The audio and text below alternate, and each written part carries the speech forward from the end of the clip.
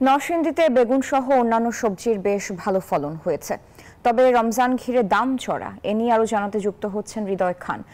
হৃদয়, ফলন তো ভালো হয়েছে, তো সবজির দাম কেমন পাচ্ছেন কৃষক?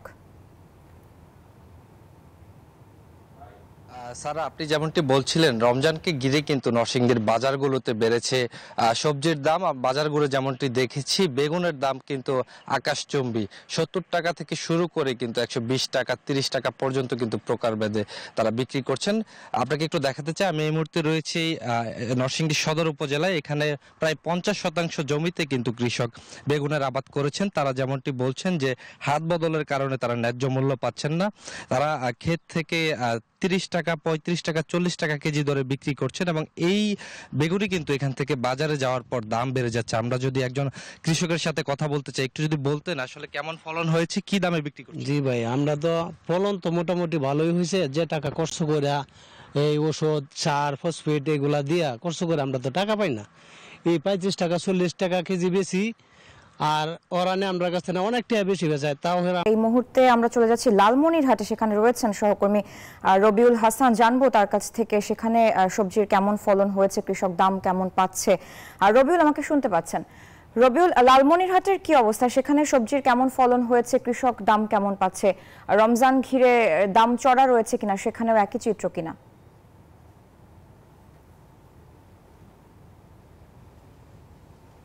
ধন্যবাদ ছাড়া, আপনি যেমনটি বলছিলেন রমজানকে ঘিরে কিন্তু অন্যান্য শাকসবজির চেয়েও কিন্তু দাম চড়া।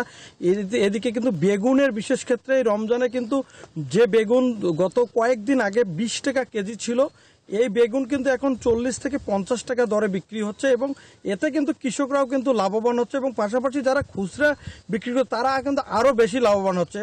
এবং আপনারা দেখছেন যে লালমনিরহাট জুড়ে, আমি একটু সদর উপজেলা হাতীবান্ধা উপজেলা একটি এসেছে। এই উপজেলায় কিন্তু একটু আলু এবং বেগুন ক্ষেত রয়েছে।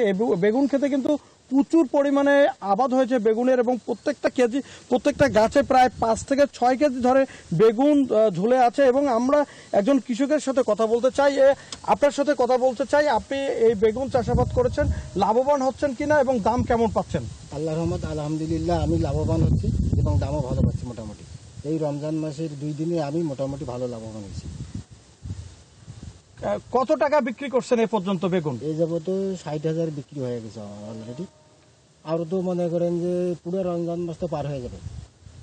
আশা করা যায় আল্লাহর রহমত লাখ পার হয়ে যাবে।